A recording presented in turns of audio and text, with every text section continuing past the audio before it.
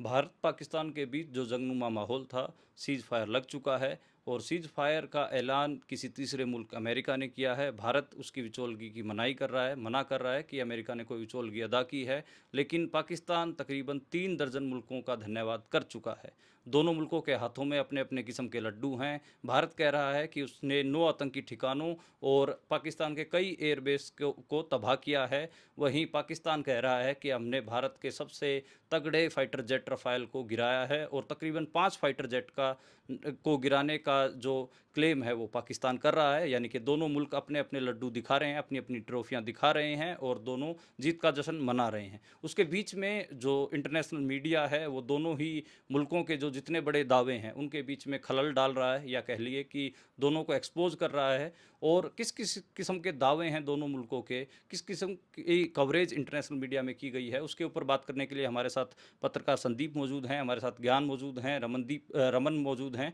और आज हम बात करेंगे कि जो सवाल इस पूरे सीज़ फायर वाले मामले के कारण दब गए हैं, जो बड़े सवाल भारत के और पाकिस्तान के दोनों मुल्कों को पूछे जाने चाहिए थे, वो दोनों सवाल आज दब गए हैं। उन सवालों के बारे में बात करेंगे। सबसे पहले तो संदीप, ये बताइए कि इंटरनेशनल मीडिया में कवरेज किस किस्म की है? क्या भारत कुछ चीज़ छुपा रहा है या पाकिस्तान कुछ चीज़ छुपा रहा है? उसके ऊपर इंटरनेशनल मीडिया ने प्रकाश डाला है? देखिए, ये दोनों देश हैं, मतलब जो मिलिट्रीज़ हैं, मतलब वो तो चीज़ इन्फॉर्मेशन को छुपाएँगे ही एक लेवल तक। तो बट जिस दिन 6-7 तारीख की रात को ये चीज़ होती है, इंडिया ने कहा कि हमने ऑपरेशन सिंदूर कर दिया। उसके कुछ टाइम बाद डॉन में एक खबर लगती है कि जिसमें पाकिस्तान दावा करता है कि हमने इंडिया के 2 फाइटर जेट्स को गिरा दिया। ये इनिशियल जानकारी थी। उसके बाद उनका दावा 5 फाइटर जेट्स का हो गया और एक यूएवी का हो गया कि हमने इनको इंडिया के जो हैं उनको गिरा दिया। बट भारत सरकार ने मतलब ना इसको डिनाई किया, ना इसको माना। बट उसके बाद इंटरनेशनल मीडिया ने जैसे कि बठिंडा से वो वीडियोज़ आना शुरू हो गई हैं, जो कि आम लोगों ने रिकॉर्ड की थी, इंस्टाग्राम, स्नैपचैट से वायरल होगी, ट्विटर पर वायरल होगी। तो इंडिया के मेन स्ट्रीम मीडिया ने तो वो चीज़ें नहीं दिखाई। तो फिर उनके आधार पर ये खबरें चलने लगी कि एक राफेल वहाँ बठिंडा में गिरा है। उसके बाद इसकी जो कन्फर्मेशन हुई है, वो जो रॉयटर्स है, जो इंटरनेशनल न्यूज़ एजेंसी है, उसने भी कहा है और बीबीसी ने उसको वेरीफाई किया है कचरे के हिसाब से। और बाकी कुछ न्यूज़ पोर्टल इंटरनेशनल हैं, उन्होंने जो फ्रेंच ऑफिशियल से बात की है, यूएस ऑफिशियल से बात की है, उसमें ये बात सामने आ रही है कि एक भारतीय विमान जो राफेल है उसको गिराया गया है। बट इंडियन ऑफिशियल्स की तरफ से इसकी कोई भी कंफर्मेशन अभी तक नहीं आई है, ना इसका कोई डिनायल ढंग से हुआ है, ना इसको माना गया है। और यही है कि लोगों को अभी तक पता ही नहीं चल रहा है कि हो क्या रहा है। जी। इसके अलावा कोई इंटरनेशनल मीडिया में कवरेज हो, जैसे दोनों ही जो मुल्क हैं वो अपनी जीत का दावा कर रहे हैं। जैसे भारत कह रहा है कि उसने पाकिस्तान के एयर स्ट्रिप्स के ऊपर बहुत ज़्यादा नुकसान पहुंचाया है। पाकिस्तान कह रहा है कि हमने इनके रफ़ाइल गिरा दिया, इनका सुखोई गिरा दिया, इनका मिग गिरा दिया, इनके 5 फाइटर जेट गिरा दिया और एक यूएवी गिरा दिया। वो उसमें खुशी मना रहे हैं। हाँ जी। तो इसमें बात ये भी है ना कि इंडिया के मेन स्ट्रीम मीडिया में किसने क्या किया। इनिशियली जिस दिन पहले दिन ये शुरू हुआ उस दिन तो सरकार को भी पता नहीं था कि इन्होंने मतलब वहाँ आतंकी ठिकानों को टारगेट करने का दावा किया। बट पाकिस्तान की तरफ से जो रिएक्शन आया है वो इसकी उसकी इनको भी उम्मीद नहीं। आपने मोदी जी का स्पीच सुना होगा, उसमें उन्होंने कहा कि पाकिस्तान ने भारत पर ही हमला कर दिया। इसका मतलब है कि उनको ये एक्सपेक्टेड नहीं था कि पाकिस्तान ऐसे रिएक्ट करेगा। उसी दिन जब फाइटर जेट गिरने की बात आ रही थी तो हिंदू ने सुबह एक स्टोरी की। ये 10-11 बजे ट्वीट हुई है ये स्टोरी। 7 तारीख की बात है, 7 मई की। तो उसमें उन्होंने जो इंडियन ऑफिशियल्स थे उनके हवाले से लिखा कि 3 जेट हैं उनके गिरने की खबर है। हिंदू ने ट्वीट की। तो बाद में ये हुआ कि ट्रोलिंग होने लगी, तो उनको हिंदू ने वो उसको ट्वीट को डिलीट कर दिया। जी। हाँ, तो उसके कारण ये अभी तक कोई कंफर्मेशन नहीं आई उसकी कि क्या हुआ क्या नहीं हुआ। इंडियन मीडिया से तो आई ही नहीं है। हम्म, तो बाकी दो का तो अभी इंटरनेशनल मीडिया दावा कर रहा है कि दो तो गिराए गए हैं। हम्म, तो इसके अलावा जो बात है कि पाकिस्तान के एयर बेसिस वाले टारगेट की बात है, उसका कि एनवाईटी ने अभी एक स्टोरी किया कि इंडिया पाकिस्तान बोल रहा है कि हमने इंडिया में अटैक किया है, इंडिया बोल रहा है कि हम पाकिस्तान के एयर स्ट्रिप्स पर अटैक किया है। तो बट उसमें कोई डैमेज नहीं हुआ कोई ज़्यादा, ये जो बताया जा रहा यानी है। कि दावे दोनों मुल्क बेशक से कितने ही बड़े कर रहे हो, नुकसान उतना ज़्यादा नहीं है। न्यूयॉर्क टाइम्स की स्टोरी ये कह रही है। हाँ, ये अच्छी बात है कि नुकसान उतना ज़्यादा नहीं है। बट ये है कि डोमेस्टिक ऑडियंस को तो कैटर करने के लिए वो चीज़ें चल ही रही हैं। जी। तो संदीप कह रहे हैं कि जो डोमेस्टिक ऑडियंस है उसको खुश करने के लिए सब बातें चल रही हैं। रमन, आपने जैसे सुना कि जो ऑपरेशन सिंदूर था उसका जो एक हिसाब से पाकिस्तान ने जवाब दिया वो एक्सपेक्टेड नहीं था इंडिया को। जैसे नरेंद्र मोदी की स्पीच से भी झलकता है, वो कह रहे थे कि हम तो आतंकवादी ठिकानों को टारगेट कर रहे थे, फिर आपने हमारी सेना के ऊपर क्यों टारगेट कर दिया, हमारे सिविलियन के ऊपर क्यों टारगेट कर दिया? क्योंकि पूंछ में उसी टाइम पे हम उसी दिन हमने खबर पढ़ी कि 16 सिविलियन मारे गए, और उसमें हिंदू मुसलमान सिख सारे ही धर्मों के लोग थे। और उसको थोड़ा एक आप कह लें कि कम्युनल एंगल देने की भी बात हुई। लेकिन इस सब के बीच जो वार एक्सपर्ट हैं वो अलग अलग कमेंट किया उन्होंने। जैसे प्रवीण साहनी है, उन्होंने ये बोला कि जो चीन और पाकिस्तान 2020 से ही एक साथ युद्ध अभ्यास कर रहे हैं, खासकर एयरफोर्स जो आपस में जो एयर टेक्नोलॉजी है उसको शेयर कर रहे हैं, ये बात आई। और मल्टी डायमेंशनल वार चीज़ जैसी भी सुनने को मिला कि पाकिस्तान पहले ही हवा में तैयार था। इसके इर्द गिर्द क्या जानकारियां थी? मतलब क्या भारत जब ऑपरेशन सिंदूर करने के लिए गया है वहाँ पर, क्या पाकिस्तानी सच में तैयार थे? और तैयार थे तो किस किस्म से तैयार थे? क्या चाइना ने कोई मदद की है? ये सवाल बिल्कुल गायब है, इनके बारे में कोई बात ही नहीं कर रहा। देखिए, जो इन्फॉर्मेशन मतलब अलग अलग इनपुट जो आए हैं, अलग अलग जो न्यूज़ आर्टिकल कवरेज हुई है, उसमें एक बात बहुत क्लियर है कि एक तो चाइना पूरी तरह से पाकिस्तान की सपोर्ट में रहा, ख़ास तौर पे टेक्नोलॉजिकली। जैसे उसी रात जब इन्होंने यहाँ से फ़्लाइट ली, मतलब चाइनीज़ एम्बेसडर ने उनको तभी सूचित किया कि हमारे पास ये इनपुट है कि कोई ऐसा कुछ करने की कोशिश मतलब इंडिया करेगा। तो ये बात सच है कि ये पहले से पाकिस्तान उस दिन प्रिपेयर्ड था, और इंडिया बिल्कुल उसी जो फितूर बोल सकते हैं कि जो बालाकोट का था या जो भी था कि भाई हम जाएंगे करके आ जाएंगे, मतलब ऐसा कुछ नहीं हुआ। तो वो सामने से प्रिपेयर्ड थे, उन्होंने इसीलिए बोला कि हमने बिल्कुल वॉच किया कि जिन जिन मतलब विमान ने फायर किया, जिन जिन फाइटर जेट ने फायर किया, हमने उनको टारगेट किया। और अभी के दौर में चाइना के पास इतनी मतलब एरियल सर्विलेंस टेक्नोलॉजी अवेलेबल है कि वो इसे आसानी से ट्रैक कर सकते हैं कि कहाँ हवा में क्या क्या हो रहा है।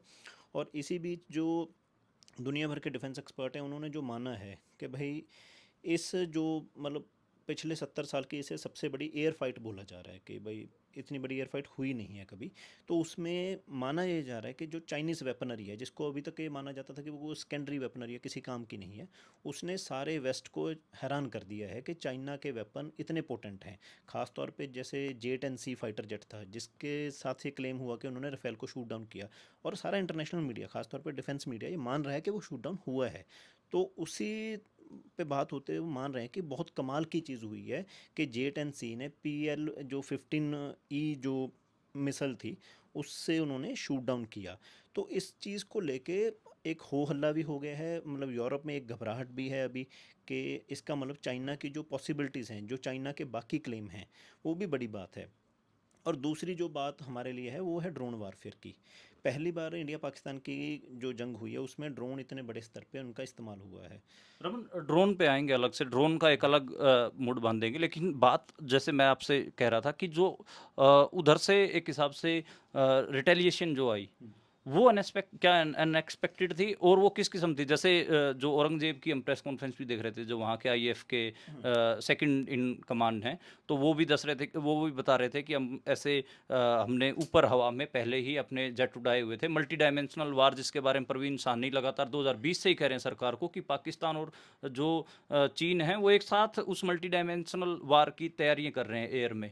और उसके ऊपर अभी तक भारत की कोई तैयारी नहीं थी। भारत तो शायद डॉग फाइट के लिए गए थे, भारत के जो फाइटर जेट थे, ये कहा जा रहा है कि वो डॉग फाइट के लिए गए थे, और उधर उन्होंने कुछ पहले ही हवा में 6-6 7-7 के गुच्छों में वहां पर फाइटर जेट उड़ा रखे थे। देखिए, वो अपनी फॉर्मेशन में तैयार थे।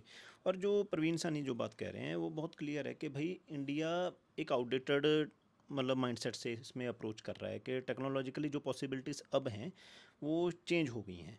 तो एक बाकी एक पॉडकास्ट है मतलब PG गुरुज करके, वहाँ पे मतलब रिटायर्ड जो मिलिट्री जनरल्स थे, उनके बीच की बातचीत में ये चल रहा था। वो सभी मतलब वैसे प्रो इंडिया ही हैं। उनकी जो बातचीत थी वो ये थी कि चाइना के वेपन्स को जितनी अच्छी तरह से पाकिस्तान यूज़ कर सकता है, मतलब उतनी अच्छी तरह शायद चाइना भी यूज़ नहीं कर सकता। मतलब रिटायर्ड लेफ्टिनेंट जनरल थे जो ये बात बोल रहे हैं कि इन्हीं वेपन्स के साथ अगर चीन के साथ युद्ध करना हो तो शायद आसान हो, पर पाकिस्तान के साथ युद्ध करना चीन के वेपन्स के साथ मुश्किल हो जाता है, क्योंकि पाकिस्तान मतलब कंटिन्यूसली वॉर की सिचुएशन में रहता है। और उनकी ट्रेनिंग बहुत क्लियर है, उनको मतलब क्लियर था कि वो क्या कर रहे हैं। जैसे आपने PF की जो इनिशियल जो प्रेस कॉन्फ्रेंस की बात करी, उसमें औरंगजेब ने जो एक तो देखिए ये बड़ा मसला होता है जितनी क्लैरिटी के साथ उन्होंने मतलब जवाब दिया। इन्होंने 7 की रात को अटैक किया और उन्होंने कांटेक्ट किया पाकिस्तान से कि हमने क्या किया इस पे बातचीत करने के लिए, उन्होंने जवाब उधर से ये आया कि हम बातचीत करेंगे रिटेलिएट करने के बाद। ये डीजीएमओज के बीच में भारत के डीजीएमओ ने पाकिस्तान के डीजीएमओ को कांटेक्ट किया 7 की रात को ही आफ्टर ऑपरेशन सिंदूर। हाँ, आफ्टर ऑपरेशन सिंदूर इन्होंने पहले कांटेक्ट किया।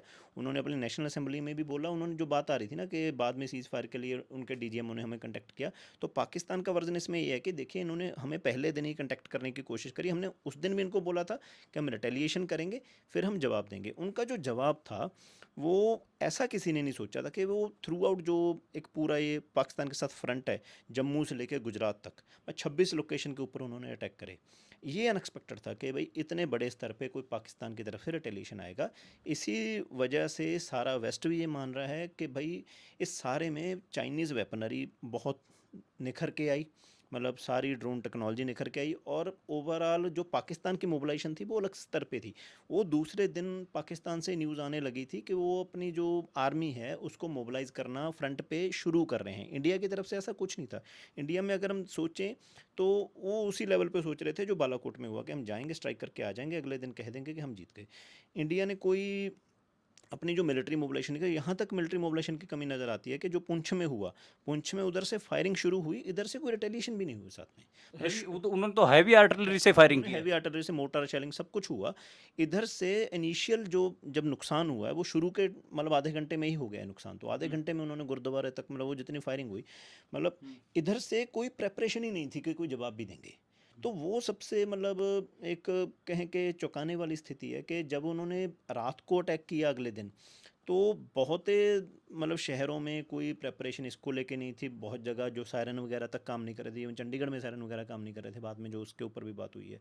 तो यहाँ कोई प्रेपरेशन नहीं है। दूसरा, जैसे जितने एयरबेस हैं मतलब टारगेटेड स्ट्राइक्स उन्होंने करी, और ये बिल्कुल मान लीजिए कि भाई जैसे जैसलमेर में जो हुआ कि ठीक ठाक अटैक हुआ। और ये दिक्कत अभी इंडिया के मामले में ये भी आ रही है कि इंडिया ने अभी तक इस सारे की जानकारी नहीं दी है कि कहाँ क्या हुआ है, और वो जानकारी ना देने की प्रॉब्लम ये है कि इस वजह से जो पाकिस्तान का वर्जन है उसको ही सच माना जाएगा। इंटरनेशनल मीडिया ये बात मान रहा है कि दोनों देशों में ये एक बड़ा फ़र्क है कि पाकिस्तान डिटेल्ड प्रेस कॉन्फ्रेंसेस कर रहा है पहले दिन से, उनका मतलब डीजीएमओ बैठे हैं और साथ में शहबाज शरीफ एड्रेस कर रहे हैं कि भाई इधर सारी जो ये सिचुएशन थी 5 दिन की, उसमें मोदी कहीं नज़र नहीं आए, मोदी बिल्कुल गायब हो गए सीन से। और जो मतलब डिफेंस की तरफ से जो प्रेस कॉन्फ्रेंस हुई उनमें जब उनसे पूछा गया कि भाई पाकिस्तान ये क्लेम कर रहा है कि आपका राफेल गिराया, तो उन्होंने ना हाँ बोला ना बोला। तो वो बहुत बड़ी दिक्कत थी, वो माइंडसेट दर्शा रही थी कि जो हो गया हम उसमें शॉक में थे। उसमें तो जो जवाब अगर मैं आपको बताना चाहूँ तो जवाब उन्होंने दिया कि हमने अपना टारगेट अचीव किया है और माड़े मोटे नुकसान तो होते ही हैं। ये आप बात कर रहे हैं जो सीज़ फायर के बाद प्रेस कॉन्फ्रेंस की, उसमें जिसमें डीजीएमओ तीनों बैठे थे, जो इनिशियल डे जब उनसे पूछा गया पहले दिन ही, मतलब 7 की शाम को जो प्रेस कॉन्फ्रेंस थी उसमें जब उनसे पूछा गया, वो व्योमिका सिंह और क्या नाम था उनका, सोफिया कुरैशी, उनसे जब पूछा गया कि भाई ये पाकिस्तान क्लेम करे, तो उन्होंने उसका जवाब ही नहीं दिया। उस दिन जिस दिन वो इनिशियल डे है, उस दिन इस चीज़ का जवाब ना देना कि वो क्लेम ये करें, आप जा तो डिनाइल में जाइए ना, आप बोलिए ना कि ऐसा कुछ नहीं हुआ है, इन्होंने वो भी नहीं बोला। तो उस वजह से सारे इंटरनेशनल मीडिया ने वो स्टोरी पिक करी, और इंटरनेशनल मीडिया ने तो मतलब यहाँ तक गए कि बीबीसी वेरीफाई करके, वो बिल्कुल उनका फैक्ट चेकिंग का ही काम है, उन्होंने पूरी वीडियो से उठा के सब कुछ करके कि भाई वो राफेल था, उन्होंने वेरीफाई कर बीबीसी दिया। ने तो बिल्कुल ऐसे फैक्ट चेक करके वेरीफाई किया कि बठिंडा में जो गिरा है वो रफाल था। इसमें इससे जो हम समझना चाहेंगे वो माइंडसेट बताता है कि भाई इंडिया तो इसके लिए भी तैयार नहीं था कि मीडिया में क्या करेंगे। अब जो उस रात को हुआ, इंडियन मीडिया, देखिए मीडिया इन दोनों कंट्रीज़ में स्टेट की ओवरऑल पॉलिसी के हिसाब से चलता है। तो इंडियन स्टेट की जो ये पॉलिसी है कि भाई पाकिस्तान के ऊपर अटैक करेंगे, कब्जा कर लेंगे, जो प्रचार है सारा कि पीओ के जाके कब्जा लेंगे, और वही काम उस रात को इंडियन मीडिया ने किया। अब इंडियन मीडिया को ये कौन डिक्टेट कर रहा है कि ऐसे चलना है, तो वो एक बता रहा था कि वो एक उसके लिए तैयार थे, एक विन के हमने भाई जीत प्राप्त कर ली है बस। तो इंडिया तो उसी चीज़ में था, उसको समझ ही नहीं आया कि अभी जो सिचुएशन चेंज हो गई है पाकिस्तान की रिटेलिएशन के बाद, या उनके रफ़ेल गिराने के दावे के, जिसको इंटरनेशनल कम्युनिटी ने सच माना है कि उसके बाद सिचुएशन चेंज हो गई है, तो ये तो उसी मतलब वो हो हल्ला करने वाली सिचुएशन में थे, उसकी वजह से और क्रेडिबिलिटी डाउन हुई। मतलब लोगों के बीच भी इंटरनेशनल मीडिया तो ये मान लिया कि इंडिया की किसी न्यूज़ का सच मानने का कोई मतलब ही नहीं है, क्योंकि इन्होंने कराची पोर्ट पे भी अटैक करा दिया, इन्होंने मतलब इस्लामाबाद पे कब्जा भी कर लिया, इन्होंने शहबाज शरीफ का तख्ता पलट भी कर दिया, आसिम मुनीर को गिरफ्तार भी करवा दिया।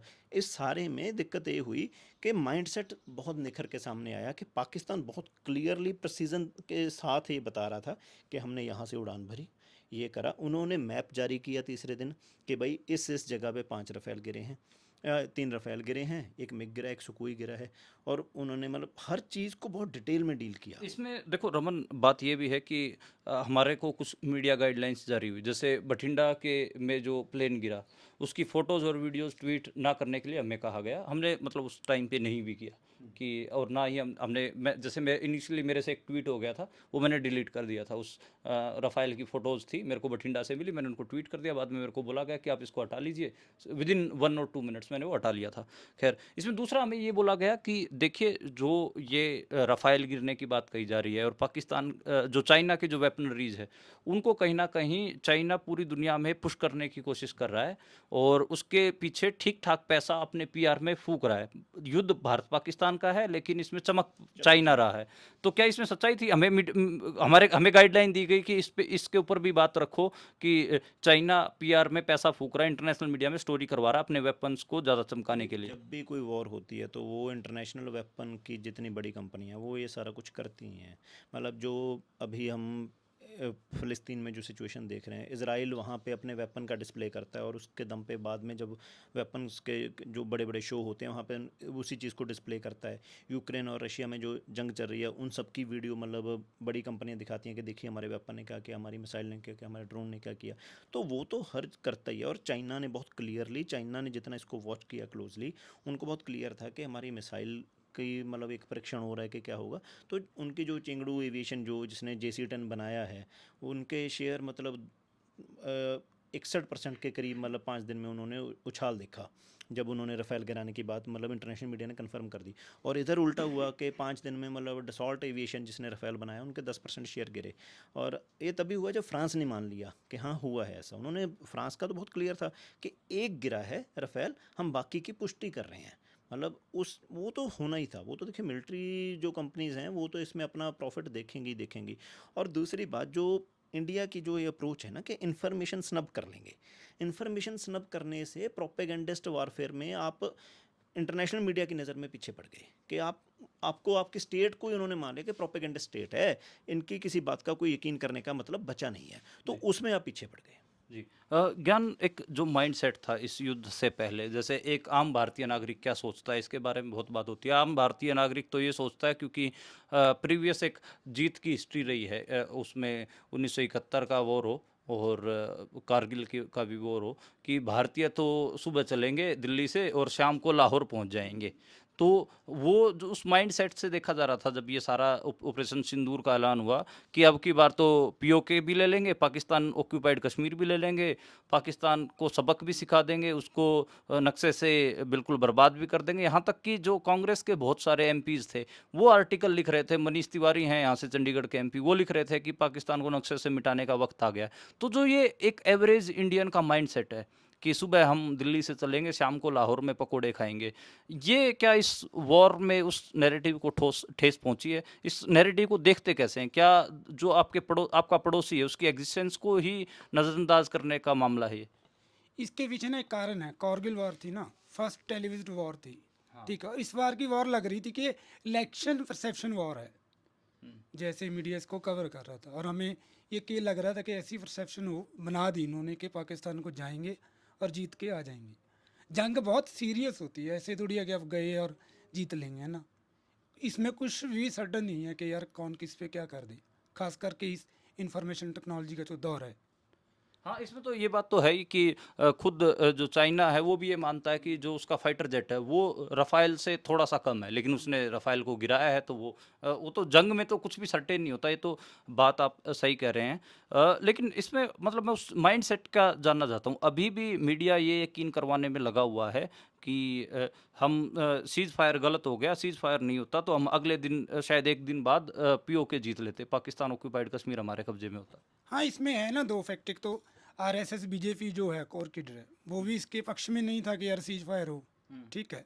दूसरी बात जो रमन ने बोली कि आपका वॉर लग रही है और आपका प्राइम मिनिस्टर है ना, जो आइकन अब तक लग रहा था कि मोदी जी हैं, 12-13 दिन में यार कोई पार्लियामेंट्री सेशन नहीं हुआ है, कोई उसका ट्वीट नहीं है, कोई कुछ नहीं है ना, जिसके पीछे पूरा मुल्क और ये मीडिया चलता है। दूसरी बात है जो क्रेडिबिलिटी है इंडियन मीडिया की, है ना। जब वॉर है यार, इंटरनल वॉर नहीं, इलेक्शन थोड़ी चल रहा है कि आप यहाँ ये कवर करोगे, ठीक है। वॉर है, आप इन्फॉर्मेशन दीजिए, फैक्चुअल इन्फॉर्मेशन दीजिए, है ना। और दूसरी बात आप कर रहे हो राफेल की, राफेल भी गिर गया, उससे जंग थोड़ी आप हार रहे हो। आप एक डेटा जो फैक्ट है वो रख लो। अगर एक राफेल गिरा है, 2 गिरा है, उसने पता नहीं वहाँ कितना नुकसान किया होगा, बट एक्चुअली अब डेटा है ना, जो इन्फॉर्मेशन है अथेंटिक है। उसकी वजह से क्या है कि इस परसेप्शन को बहुत ज़्यादा नुकसान हुआ, जो ये माइंड सेट था, है ना। ये कुछ तय ही नहीं कर पा रहे कि क्या हुआ है। अभी भी इनको एक उम्मीद है कि एक क्लिप सी आ जाती है कि सीज फायर वायलेशन है ना, उसमें वैसे ही देखते हैं जो वो रिक्की फॉन्टी के बैट में स्प्रिंग था, वो वाली बात। जी। तो एक उम्मीद तो दिखाने की कोशिश अभी भी बीजेपी का एक कैडर कर रहा है, जो लगातार नरेंद्र मोदी का जो स्पीच हुआ उसके नीचे भी वो खराब भाषा का इस्तेमाल कर रहा था। चित्रा त्रिपाठी, अंजना ओम कश्यप, जितने भी ऐसे लोग जो उस समय पे युद्ध युद्ध चिल्ला रहे थे, उनके नीचे सीज फायर के बाद लगातार गालियां निकाल रहा है। रमन, एक मेरे वॉर एक्सपर्ट से बात हो रही थी, तो उनसे बात होते होते उन्होंने एक अजीब किस्म की थ्योरी बताई। हालांकि उस पर मैं यकीन नहीं कर रहा हूँ कि मैं उस थ्योरी पे यकीन कर रहा हूँ, लेकिन उसको आपके सामने रखना चाह रहा हूँ कि आप कैसे देखते हैं। उसने कहा कि पहले दिन जब हम वहाँ पर 9 ठिकानों के ऊपर एयर स्ट्राइक करते हैं, तो एयर स्ट्राइक हुई है, वहाँ पे नुकसान हुआ है, वहाँ पे टेररिस्टों की मौत हुई है। टेररिस्ट, और पाकिस्तान उसको सिविलियन कह रहा। पाकिस्तान का वर्जन ये है कि हमारे सिविलियन मारे गए हैं। वहाँ पर जो बिल्डिंग्स थी उनमें भी नुकसान हुआ है, उसकी भी वीडियोज आई हैं। तो 9 जो स्ट्राइक की, एयर स्ट्राइक की इंडिया ने, वो सक्सेसफुल हुई। लेकिन उसके बाद जो रफाइल गिरने की बात है और जो रिटेलिएशन की बात है, उसके बाद वो कह रहे हैं कि भारत को लगा, जब रफाइल गिर गया तो थोड़ा सा उनको लगा कि अब हमें इसको थोड़ा सा कंटिन्यू करना चाहिए, क्योंकि पुंछ में भी 16 लोग मारे गए थे रिटेलिएशन के कारण। और जब पाकिस्तानी जो एयर जेट है वो जब इंडियन एयर स्पेस में आएगा, तब हम उसको मार लेंगे या उसको गिरा लेंगे, और उसके बाद हम हमारी विन विन सिचुएशन हो जाएगी, तब हम सीज फायर की तरफ बढ़ेंगे। लेकिन वैसा हुआ नहीं। हालांकि बरखा दत्त ने, ललन टॉप के पत्रकारों ने, मधुरेंद्र ने, जितने भी ऐसे पत्रकार जो इसमें वार रिपोर्टर बने हुए थे, अभिनव पांडे हों, मधुरेंद्र हों, बरखा दत्त हों, सब ने एक क्लेम किया कि पाकिस्तानी मेहमान हमारे, जिस दिन जो पाकिस्तानी फाइटर जेट जैसे राजस्थान में घुसता है, उसके बाद ये ट्वीट आते हैं इन सारे पत्रकारों के कि 2 पाकिस्तानी मेहमान हमारे पास हैं, हमने फाइटर जेट से उनको गिरा लिया है, उनके फाइटर जेट्स को गिरा लिया है। लेकिन जो ऑफिशियल प्रेस कॉन्फ्रेंस होती है उसमें तो ऐसी कोई बात नहीं आई, ना मेहमान की बात आई कि किसी मेहमान को हमने अपने पास पकड़ा है, और ना ही कोई फाइटर जेट डिगने की बात आई। उसके बाद फिर उस वॉर एक्सपर्ट का कहना था कि इसके बाद फिर इनको लगा कि अब मतलब हमारे पास वो मौका भी नहीं है, इसलिए वो फिर सीज फायर बड़ा अनमने मन से सीज फायर के लिए गए हैं। इस थ्योरी को आप कैसे देखते हैं? ये न्यूयॉर्क टाइम्स में मतलब पाकिस्तान के जो मिलिट्री के कुछ ऑफिशियल्स हैं उनको भी इसी टोन में कोट किया गया है। वो कह रहे हैं कि भाई हमने ये समझ लिया था दूसरे दिन के बाद कि इंडिया चाह रहा है कि हम एयर एस्केलेशन में जाएं, हम अपने फाइटर जेट लेके इंडिया की सॉइल पे जाएं और वो हमारे फाइटर जेट गिराएं, कोई F-16 हो, कोई J-10 हो, कुछ हो जिसको वो ट्रॉफी की तरह पेश करें। इसलिए हम अवॉइड कर रहे थे कि हम एस्केलेशन में, जो न्यूयॉर्क टाइम्स ने भी कवर किया है। देखिए, वो तो जो हमने पहले बात करी ना, मतलब इंडियन मीडिया को ख़ास तौर पे ये लग रहा है कि जंग ना इलेक्शन की तरह है कि कुछ भी बोलोगे चल जाएगा। जंग ऐसा नहीं है। मतलब आप एक चीज़ कर रहे हो, दूसरा कोई है जो कुछ करेगा, वो आपकी इच्छाएं कुछ भी हो, वो उस हिसाब से नहीं चलेगा। उसने जो करना है, उसकी जो हैसियत है, आपको उसका एक करेक्ट एनालिसिस होना चाहिए, एक ऑब्जेक्टिव एनालिसिस होना चाहिए कि भाई हमारी जो मिलिट्री माइट है ऐसी है, पाकिस्तान की ऐसी है, जंग उनके बीच होनी है, जंग स्टूडियो में तो होनी नहीं। जैसे आपने कहा, मतलब बरखा दत्त वगैरह, इवन किरण रिजिजू ने मतलब ट्वीट कर दिया था कि भाई हमने कराची पोर्ट पे अटैक कर दिया। अब किरण रिजिजू तो कोई आम व्यक्ति है नहीं, मंत्री हैं, मतलब यूनियन मिनिस्टर एक ऐसी ट्वीट करे कि भाई, और यहाँ पे लोग यूनिवर्सिटी में मान रहे थे कि भाई हम बाहर, उस दिन जब ब्लैकआउट हुआ था तो बाहर बातचीत ही चल रही थी कि भाई इंडियन फौज ने मतलब एंटर कर गई है पाकिस्तान में, बट ठीक ठाक पढ़े लिखे स्टूडेंट इस बात को मान रहे हैं। तो इसमें तो समझने वाला मसला ये होता है कि भाई जैसा जो दिख रहा है कि भाई इंडियन मीडिया ने एक ऐसा डिस्कोर्स बना दिया था जिस वजह से फ़ौज के ऊपर भी ये प्रेशर था कि भाई आपको कुछ दिखाना पड़ेगा अब, कि भाई आप ऐसे पीछे भी नहीं हट सकते। जो आपने बात कही ना कि भाई हम कम से कम उनका कोई एयरक्राफ्ट गिरा लें, तो ये मतलब लगभग डिफेंस एक्सपर्ट्स ने ही बोला है कि भाई ये मतलब सोच के कुछ और गए थे। जब रफ़ेल गिरने की बात हो गई तो उसके बाद आपके ऑब्जेक्टिव्स में ये ऐड हो गया, कभी आपको अगर एक बराबर कुछ खड़े दिखना है तो उसमें आपको भी उनके कुछ फाइटर जेट्स गिराने होंगे। और वो पाकिस्तान ने पहले दिन के बाद, जो पहली रात को हुआ, 8 की रात को जो हुआ, उसके बाद उन्होंने मतलब फाइटर जेट फिर से हवा में उठाए ही नहीं। वो क्लियर थे कि भाई ये मौका हम नहीं देने वाले हैं। उसके बाद तो सारी वॉर ही मिसाइल्स से हुई है। इंडिया ने भी मिसाइल्स ही फायर की हैं, मतलब जितने 9 जगह 8 जगह जो मतलब 9 तारीख को फायर करी, और उन्होंने भी मतलब 25 जगह जो जैसे फायर किया, जहाँ ड्रोन या मतलब मिसाइल। हालांकि पाकिस्तान तो जो उसके एयर बेसिस पे हमला हुआ है उसके बारे में झूठ बोल रहा है कि नहीं हुआ है। हालांकि इंडिया ने सैटेलाइट इमेज जारी करके बताया कि बहुत सारे नहीं एयर उन्होंने, स्ट्रिप्स को देखिए तो नुकसान पहुंचाया है इंडिया वो ने। तो जितना क्लियर है कि जैसे नूर खान एयरबेस है, मतलब नूर खान एयरबेस उनका जो सबसे मतलब सेंट्रल गैरिसन सिटी है, मतलब वहाँ पे अटैक हुआ रावलपिंडी में, तो वो तो उससे तो कोई मुकर नहीं सकता। वो उसकी वीडियो है मतलब, और जो हमने मैक्सर मैप्स मतलब जो एनवाईटी ने कल जारी किए, उसमें मतलब बहुत क्लियर दिखता है कि भाई एक बिल्डिंग है जो ध्वस्त हुई पड़ी है, और उससे तो कोई मुकर नहीं सकता है। मतलब एयर एयर एयर इंफ्रास्ट्रक्चर को नुकसान पहुंचाया है उनके। देखिए इंफ्रास्ट्रक्चर को नुकसान तो थोड़ा मतलब बड़ी टर्म हो जाएगी। जैसे हैंगर में खड़े प्लेन को अगर नुकसान पहुंचाना है तो उसके लिए पर्टिकुलर किस्म के बॉम्ब होते हैं। हैंगर का जैसा इंफ्रास्ट्रक्चर होता है वो आम तरह से गिरता भी नहीं है। अगर उसके नीचे जो सामान पड़ा है उसको ऐसे किसी भी साधारण मिसाइल से आप गिरा भी नहीं सकते हो। तो वो नुकसान हुआ नहीं हुआ वो तो पता नहीं। जैसे एयर स्ट्रिप में नुकसान की जो बात आ रही है, एयर बैटल हुआ नहीं तो उसमें जो एयर स्ट्रिप को नुकसान है वो ज़्यादा मायने नहीं रखता होता। देखिए ज़्यादा मायने जो रखता था वो परसेप्शन वॉर थी। परसेप्शन वॉर थी कि भाई हम क्या कर रहे हैं, क्या करना चाह रहे हैं, हम दिखा क्या रहे हैं। जैसे परसेप्शन वॉर में इंडियन मीडिया ने एलिमेंट ये सेट कर दिया कि हम पीओ के ऊपर कब्जा करने जा रहे हैं, हम पाकिस्तान को मतलब इस नक्शे से ख़त्म करने जा रहे हैं। तो उससे ज़्यादा बड़ी प्रॉब्लम होगी कि आपने ऑब्जेक्टिव ऐसे सेट कर दिए जो अनरियलिस्टिक हैं। मतलब कोई वॉर हो भी जाए, हम सच में बात करें कोई ऐसी वॉर हो भी जाए, मतलब पाकिस्तान एक न्यूक्लियर आर्म्ड, उसके पास न्यूक्लियर आर्म्स हैं, तो अगर कोई ख़त्म ही हो रहा होगा तो वो जो सिचुएशन आती है तो इतना सीधा कुछ भी नहीं है कि जाके मतलब हमने कब्जा लेना है और वापस आ जाना। ये कोई बेबी फिल्म नहीं चल रही है जैसे उसमें अक्षय कुमार गया और उठा के ले आया। जो इंडियन मतलब मीडिया की परसेप्शन है, या बहुत सारा एक ऐसा सेक्शन है उसकी परसेप्शन है, वो वहाँ से आ रही है कि हम जाएंगे, करेंगे, उठाएंगे, वापस आ जाएंगे।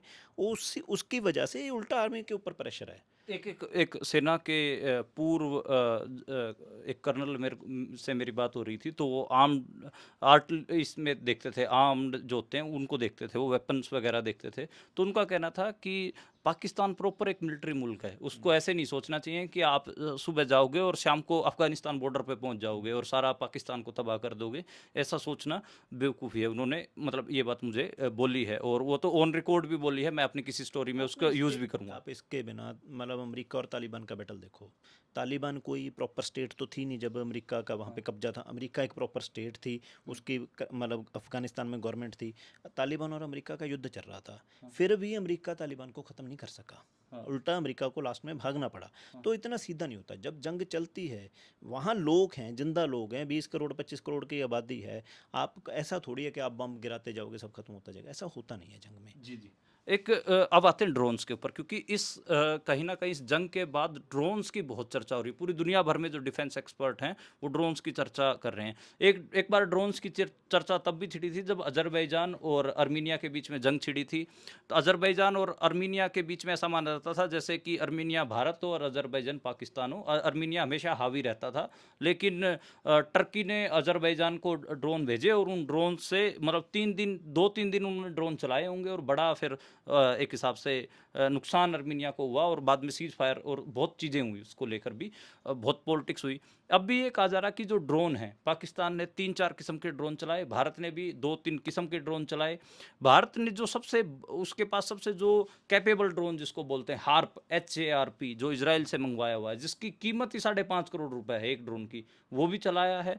पाकिस्तान के बारे में ये कहा जा रहा है कि पाकिस्तान ने टर्किश ड्रोन चलाए हैं, एक जो ब्रिटिश ड्रोन है बेंसी 300 वो चलाया है, कुछ अपने जो देसी किस्म के ड्रोन है वो बहुत चलाए हैं, जिनके बहुत कम कीमत है। और उन ड्रोन को शूट कर देसी ड्रोनों को भी शूट करने के लिए एक बार इंडिया ने SL-400 निकाल लिया था, जिसका तकरीबन एक बार के लिए शूट करने के लिए, एक बार डिफेंस करने के लिए 2 करोड़ का खर्चा बन जाता है।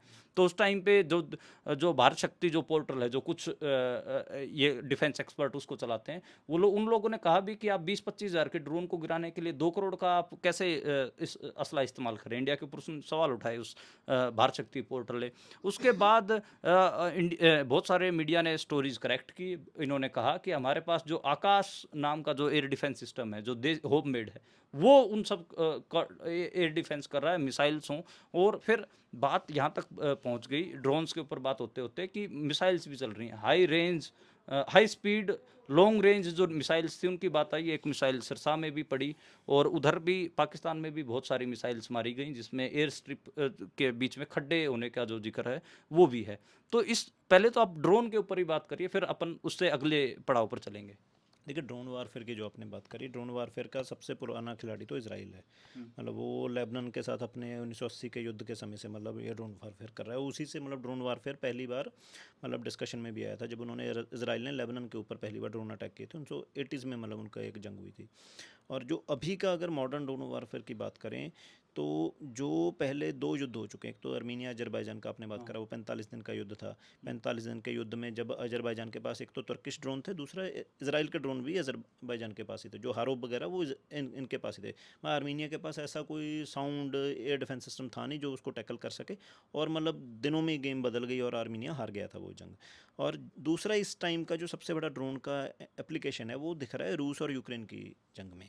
मतलब रूस का जो इनिशियल जो अटैक था, आपको याद होगा वो वीडियो बहुत सर्कुलेट हुई थी, टेलीग्राम चैनलों पे शुरू में आई थी।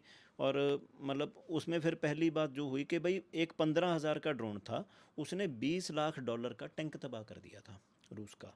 तो उससे वो बात मतलब बहुत पॉपुलर हुई कि ड्रोन की इंपॉर्टेंस इस जंग में क्या है। इवन मतलब यूक्रेन में वो भी उन्होंने गेमर्स हायर करे कि भाई आप ड्रोन जो चला सकते हो, गेमर्स हायर करके उन्होंने बिठाए। और ड्रोन ना एक नई किस्म की हम बोलें कि टेक्नोलॉजी में, इससे पहले क्या था कि जो मुल्क अमीर है वो रिसर्च में पैसा डाल सकता है या ख़रीद सकता है, वो अपने पैसे के दम पे साउंड मतलब वेपन बना सकता है, फाइटर जेट बना सकता है, मिसाइल बना सकता है। ड्रोन ने एक तो उसमें एक पॉसिबिलिटी चेंज कर दी है कि एक इक्वलाइजेशन आ गई है कि ड्रोन बहुत सस्ता तैयार हो सकता है। जैसे मतलब शाहिद ड्रोन है जो ईरान के, बहुत सस्ते हैं, मतलब $200-400 से शुरू हो जाते हैं। कि वो सुसाइडल ड्रोन है, वो सुसाइड ड्रोन है, जाएगा स्वॉर्म में और ख़त्म हो जाएगा। मतलब जो रूस यूक्रेन जंग थी, जो उसमें शुरू में रूस का बहुत ज़्यादा नुकसान है, मतलब 50 के करीब उनके जो बड़े टैंक वगैरह यूक्रेन ने ड्रोन से तबाह किए थे। और उसके बाद हुआ क्या कि ईरान से रूस ने वो शाहिद ड्रोन खरीदे, और उन्होंने ये किया कि बड़ी संख्या में, एक स्वार्म बोलते हैं इसको ड्रोन में, कि भाई 1000 के करीब ड्रोन एक साथ जाएगा किसी एक जगह अटैक के लिए, गिरेगा। और उसमें यूक्रेन ने शुरू में यही किया, उन्होंने मिसाइल से ड्रोन को टारगेट करना शुरू किया। तब उन्होंने शुरू में इतनी मिसाइल यूज़ कर ली कि एक स्वार्म में जितने लाख के ड्रोन थे उससे कहीं ज़्यादा बड़ा नुकसान उनका मिसाइल का हो गया। तो रूस ने इस स्ट्रेटजी को डिप्लॉय किया कि ड्रोन को अगर मारोगे तो आपको फाइनेंशियल लॉस है, अगर नहीं मारोगे तो जाके वो फट जाएगा। मैं 1000 ड्रोन अगर फटता है तो मतलब बिल्डिंग उड़ा देता है ना। तो ये स्ट्रेटजी यूज़ करी। और यही बात इंडिया में जब पहले दिन लोग ये छाती पीट पीट के बोल रहे थे कि S-400 से हमने उड़ा दिया, तो उस दिन बहुत सारे डिफेंस एक्सपर्ट यही बोल रहे थे कि देखिए बेसिकली ये मूर्खता है, S-400 से आप ड्रोन टारगेट नहीं करोगे, S-400 से करना भी नहीं चाहिए। जैसे वो इसको बोलते हैं रिटर्न ऑन एक्सपेंडिचर, ROE बोलते हैं, कि भाई जितना पैसा आपने खर्चा किया है उसके ऊपर आपको मिल क्या रहा है। जितना ड्रोन की कीमत और इसकी SL-400 की कीमत में जो फ़र्क है वो इतना बड़ा है। मतलब S-400 तो मतलब आप उसकी जो ज़्यादा महंगी मिसाइल है 2 करोड़ से ज़्यादा है, मतलब जो इंडिया, तो वो दिक्कत थी। और दूसरी जो एक बड़ी बात है, ड्रोन में भी बहुत सारी वैराइटीज़ हैं। जैसे इंडिया जो ड्रोन यूज़ कर रहा था, हारोप जो इंडिया यूज़ कर रहा था, हारोप की कीमत $7 लाख है इस टाइम में। हारोप मतलब इंडिया के पास इतने ज़्यादा है भी नहीं। इंडिया ने हारोप जो पाकिस्तान में भेजे, उसमें हारोप सर्विलेंस ड्रोन भी है, पेलोड भी कैरी कर सकता है, दोनों काम करता है, वापस भी आ सकता है। मतलब सुसाइडल ड्रोन नहीं है हारोप।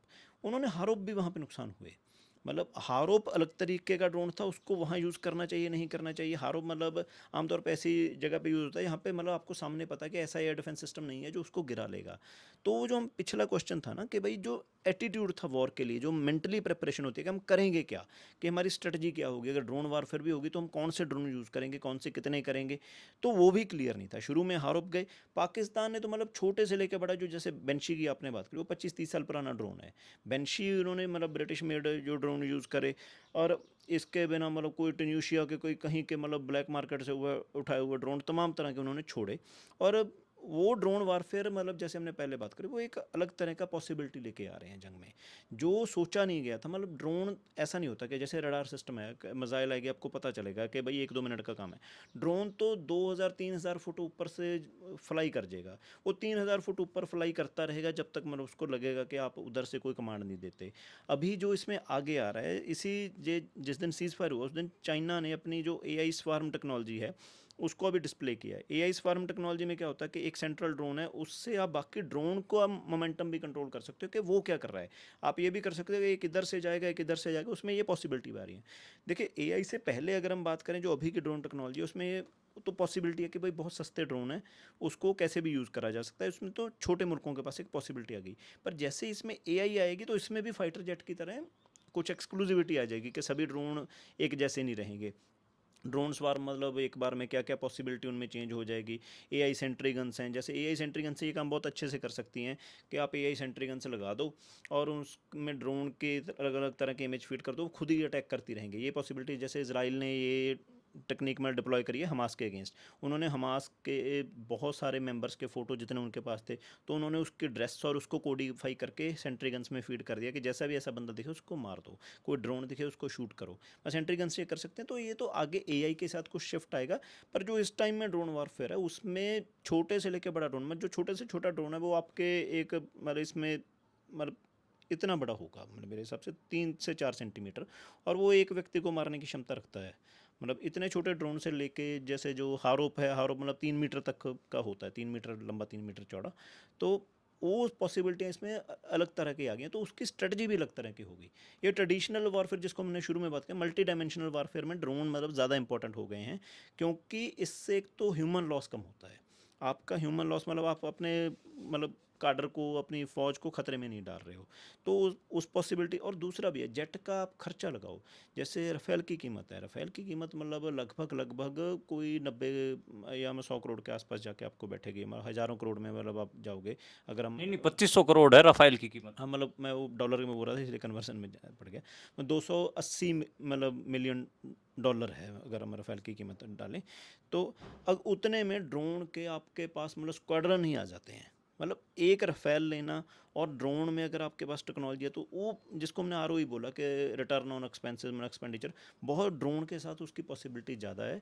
तो इसीलिए जैसे हम एक ड्रोन स्वार्म अगर कहीं से कोई एयरबेस तक पहुंच जाए तो वो टारगेटेड अटैक कर सकता है। वो मिसाइल मतलब एक मिसाइल करोड़ों की आ रही है, वो लगे ना लगे, जैसे इतनी मतलब एक्यूरेसी प्रेसिजन कितनी हो उसके बाद भी पॉसिबिलिटी कम होती है। ड्रोन के साथ वो सारी पॉसिबिलिटी है कि आपका एक बंदा मैनुअली इन्वॉल्व है उसमें। आप मतलब ड्रोन की रेंज बहुत ज़्यादा है, 500-500 किलोमीटर आपका ड्रोन जा रहा है, 24-24 घंटे उड़ रहा है ड्रोन, इतनी बैटरी है। तो वो पॉसिबिलिटी ड्रोन के साथ मतलब शिफ्ट हो गई है। एक तो इसमें फिर से ह्यूमन एंगल एंटर हो गया है कि भाई कोई बंदा चला रहा है ड्रोन। मतलब उसमें ये नहीं कि मेयर टेक्नोलॉजिकल सुपीरियरिटी का इशू नहीं बचा। मतलब ड्रोन इतने सस्ते हैं कि मतलब चाइना की जो DJI है, मतलब दुनिया के 70% ड्रोन वही बना रही है आज की, वो बिल्कुल सस्ते ड्रोन है। आप उसको, वो हालांकि मिलिट्री ड्रोन्स नहीं है, पर उन ड्रोन का इस्तेमाल भी ऐसे सर्विलेंस के रूप में तो आम ही हो रहा है। तो और पॉसिबिलिटी इसमें बहुत ज़्यादा है। इसराइल के जो मिलिट्री जो हरमेस ड्रोन्स हैं उनमें भी बहुत ज़्यादा पॉसिबिलिटी है। वो सभी अपने अपने अलग अलग उन्होंने मतलब आज की तो लॉकहीड मार्टिन ने अपना एक पूरा अलग डिवीज़न बना दिया है जो सिर्फ ड्रोन वारफेयर के ऊपर ही काम कर रहा है। रूस ने अपना एक पूरा अलग डिवीज़न बना दिया जो सिर्फ ड्रोन वारफेयर के ऊपर। अगली वारफेयर होगी तो ड्रोन वारफेयर ही। और हाँ, अब अगला मसला इतना है कि भाई इसमें AI को कैसे इंटीग्रेट करना है, वो थोड़ा आगे जाके पता चलेगा। जी। देखिए, ज्ञान, मैं शुरू में कह रहा था कि दोनों मुल्कों के हाथ में लड्डू हैं, दोनों कह रहे हैं कि हमारी तो जीत होगी, इंडिया भी कह रहा है हमारी जीत होगी, पाकिस्तान भी कह रहा है। पाकिस्तान तो थोड़ा आगे जाके सेलिब्रेट भी कर रहा है, जैसे जिस हिसाब से अपने जो उनके क्रिकेटर हैं शाहिद अफरीदी वगैरह, वो भी सड़कों पे नाच रहे हैं, उनके पाकिस्तानी लोग यूके में पाकिस्तान एम्बेसी के बाहर जाके नाच गा रहे थे, और हर एक जगह पे जुलूस निकल रहे हैं। गाँव के जो उनके गाँव की वीडियोज़ में देख रहा था, वो लोकल जो अपने हथियार वगैरह होते हैं वो हाथों में उठा के जल से निकाल रहे हैं, जुलूस निकाल रहे हैं। और भारत में उस किस्म का जुलूस देखने को नहीं मिल रहा। इवन जो बीजेपी है उसको भी अपने संगठन के लोग लगाने पड़ रहे हैं कि भाई जो विजय तिरंगा यात्राएं हैं वो निकलवाई जाएं, उसकी तैयारियां की जाएं। यानी कि एक वो स्वस्फूर्त, आप एक शब्द समझते होंगे कि अपने आप जनता सड़कों पे आ जाए जश्न मनाने के लिए। भारत में वैसा क्यों नहीं देखने को मिल रहा? बीजेपी को इतनी ताकत क्यों लगानी पड़ रही है कि उनके नागरिक सड़कों पे उतरें और इस युद्ध की जीत की जश्न मनाएं? इसमें दो तरह की परसेप्शन है, एक है कुब्बा और एक है पहलवान। जैसे बोलते हैं ना, कुब्बे के लत मारी और सीधा हो गया। अब पाकिस्तान और इंडिया की परसेप्शन ये थी कि कोई किसी की दो भैंस भिड़ रही हैं, एक तकड़े चौधरी की, उसने ढोल बजाए हुए थे कि ये तो जीत के ही आएगी, जीत के ही आएगी, जीत के ही आएगी। ठीक है, वहाँ उनके सिंग ऐसे पड़े कि दोनों ही डूब गई ना उसकी निकली ना उसकी निकली। ठीक है, अब मारेगा तो ये होता है कि यार ले मर ले मर ले मर ले मर, है ना, तू तो डूबी है, इसको भी ले मर। अब पाकिस्तान के वो सूत आ गई कि यार इधर तो ये था ना, नगाड़े बज रहे थे कि डुबो देगी, दोनों सिंग तोड़ देगी और बाहर आ जाएगी। अब ना इनकी जोर से बाहर भैंस निकली ना उनकी निकली, वो भी खुश हैं कि चलो हमारी नहीं निकली, आप तो ज़्यादा डोल बजा रहे थे दुनिया पे कि आपकी भी निकली। इस तरह की जो परसेप्शन है उसकी एक ये वजह है। और दूसरा ये है कि ये इन्होंने उसको टेक्निकली, जैसे रमन ने बोला कि स्ट्रेटजिकली उसको एड्रेस ही नहीं किया। ठीक है, अब हो क्या रहा था कि यार जंग आप पाकिस्तान से लड़ रहे हो और आपके अंदर एक साइकोलॉजिकली फियर चल रहा है अपने मुल्क में। 80,000 ट्विटर अकाउंट बंद कर दो, उसका चैनल बंद कर दो। ये पाकिस्तान के फौजी थोड़ी हैं, या आप में कोई कमी है कि ये वो उसको एक्सपोज कर देंगे। दुनिया की सेकंड लार्जेस्ट आर्मी है इंडियन आर्मी। ठीक है, और आप उसका बिना वजह से जुलूस निकलवा रहे हो कि उसका चैनल बंद कर दो, ये कर दो, उसको वो कर दो। इस चक्कर में काफ़ी नुकसान हुआ लोगों को भी।